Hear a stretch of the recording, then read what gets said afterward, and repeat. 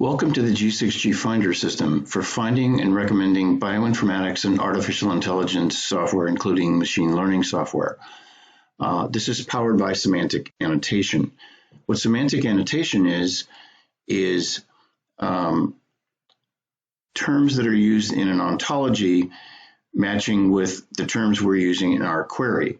In this case, we're going to use gene expression using a neural network as our query, and let's click submit. And we see matching is in progress. So what we're matched now is our query, gene expression with a neural network, again with terms that are in our ontology. And we check which one of these terms are going to be the most relevant to us. In this case, we're going to check three terms. That would be gene expression, neural network, gene expression level analysis. And after we do that, let's click on results. And what we see is that we're presented with two reports. The first report is a detailed report, and that's going to show us the actual names of the annotations that we just clicked on.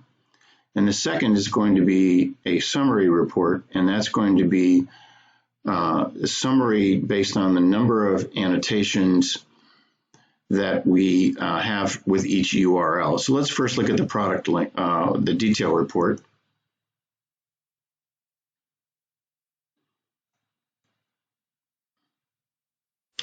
Again, as we scroll down, we see our different annotations, neural network, gene expression, etc.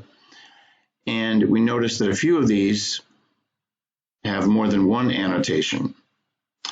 So the summary report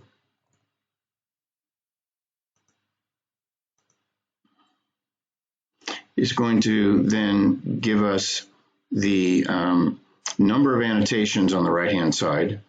And on the left, we have our URLs, and we also have a product name. Let's first click on the URL that gave us three annotations. And there are three of them, actually.